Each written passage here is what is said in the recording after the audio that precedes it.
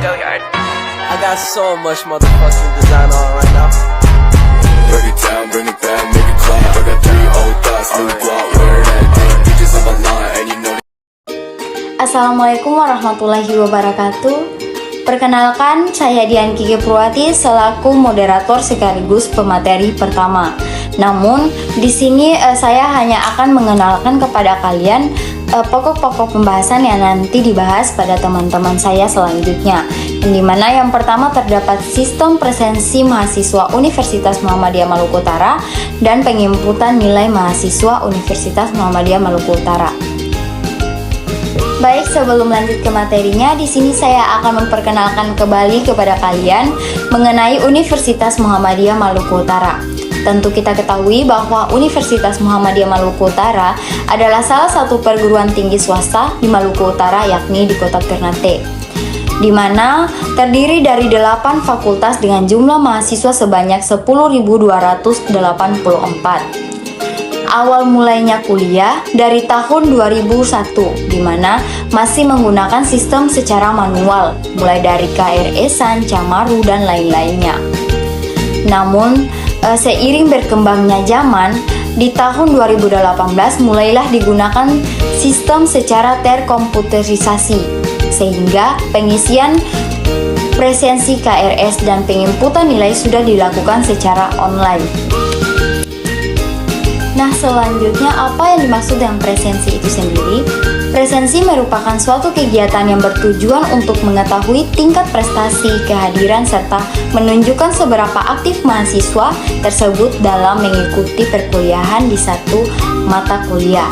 Presensi juga dijadikan sebagai salah satu poin penilaian akhir mahasiswa dalam proses kegiatan belajar mengajar tersebut.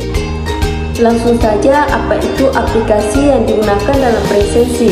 Sistem atau aplikasi yang digunakan untuk presensi mahasiswa umum adalah sistem informasi akademik. Biasanya aplikasi ini setting dulu dari pihak DAK, lalu dari dosen mata kuliah mengisi presensi sesuai dengan yang sudah diberikan di program studi atau prodi. Untuk mengisi presensi, dosen menyebut pada aplikasi portal akademik ada proses pengisian presensi. Untuk mengisi presensi sebagai dosen umum, Bapak atau Ibu dosen harus mempunyai akun sistem informasi akademik.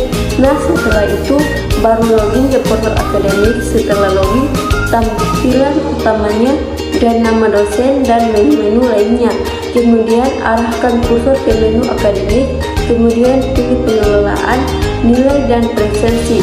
Setelah itu klik menu lihat, dan setelah klik menu lihat ada tampilan beberapa mata kuliah yang diampu oleh dosen tersebut.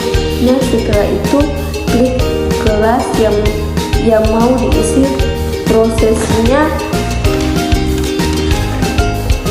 Setelah itu ada tampilan nama dosen, mata kuliah yang diampu, kelas, judul topik pembahasan, dan nama mahasiswa. Kemudian dosen mengisi presensinya.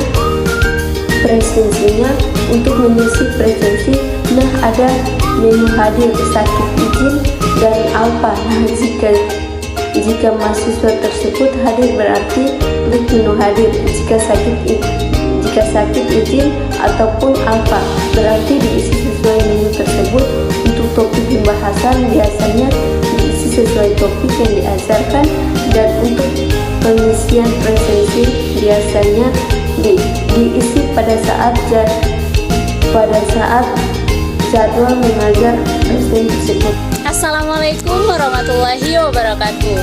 Perkenalkan, saya Haryati Al-Safi. Di sini saya akan menjelaskan tentang kendala dan kebijakan saat melakukan presensi, keuntungan dalam menggunakan sistem presensi, proses penginputan nilai mahasiswa, kemudian kasus-kasus yang terjadi pada saat penginputan KRS, serta kaitan antara materi kuliah dengan sistem presensi dan penginputan nilai.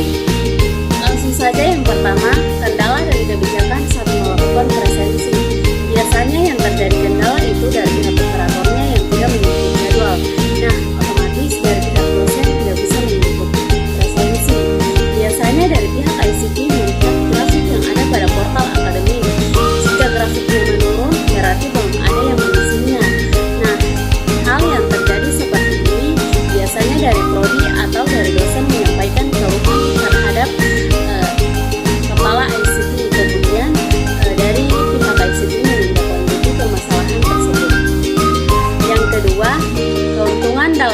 menggunakan sistem presensi mahasiswa.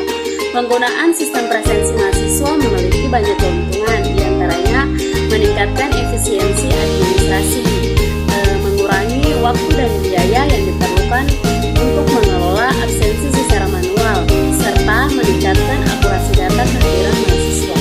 Selain itu, sistem presensi mahasiswa juga membantu mencegah kecurangan dalam pencatatan kehadiran, meningkatkan kualitas pendidikan di kampus, dan memudahkan pemantauan kehadiran mahasiswa oleh dosen. Yang ketiga, proses penginputan nilai mahasiswa. Dalam menginput nilai mahasiswa, dosen mata kuliah harus memiliki akun sistem informasi akademik terlebih dahulu. Setelah itu, login ke portal akademik dengan memasukkan username dan password. Setelah login, akan ditampilkan halaman utamanya di mana ada nama dosen, menu akademik, dan menu lainnya. Lalu arahkan kursor ke menu akademik, lalu pilih pengelolaan nilai dan presensi. Setelah itu, klik menu lihat. Setelah klik menu lihat, akan ditampilkan jumlah mata kuliah atau jumlah kelas yang diajarkan oleh dosen tersebut. Setelah itu, klik link yang ada pada kolom kelas, di mana akan ditampilkan tabel penginputan nilai, di mana ada komponen bobot nilai, yang mana meliputi kehadiran, keaktifan, tugas-tugas, ujian tengah semester, ujian akhir semester. Nah, dari operator sistem informasi akademik bisa merubah komponen bobot nilai tersebut, lalu simpan perubahan. Nah, di portal ada nilai kehadiran, di mana nilai kehadiran sudah terinput secara otomatis setelah dosen mata kuliah mengisi presensi yang ada pada portal akademik. Setelah itu, masukkan nilai UTS, nilai UAS, nilai tugas, dan nilai keaktifan. Setelah semua nilai dimasukkan, maka skor nilai dan kode kalkulasi nilai terhitung secara otomatis. Nah, di bagian bawah ada menu input nilai. Klik menu input nilai dan semua nilai mahasiswa terinput. Pada penginputan nilai, misalnya selama penginputan nilai yang diinput tidak sesuai dengan hasil belajar mahasiswa, kemudian mahasiswa tersebut mengkonsultasikan kembali untuk digantikan nilainya, akan tetapi terjadilah kasus di mana pada saat pergantian nilai portal mahasiswa kenal tersebut, biasanya kita kembalikan ke prodi. Biasanya ada prodi yang mengambil nilai kebijakan, biasanya sudah diberitahu ke dosen, misalnya 2 atau 3 kali tidak direspon dosen bersangkutan, maka prodi berkoordinasi dengan dekan untuk mengambil nilai kebijakan. Nilai kebijakan tersebut paling tinggi nilainya B. Atas waktu pengisian KRS dan penginputan nilai mahasiswa, biasanya penginput nilai mahasiswa dan mengisi KRS sudah ditentukan batas waktu oleh pihak BAK. Misalnya penginputan nilai dimulai pada tanggal sekian sampai dengan sekian, dan begitu dengan pengisian BAK.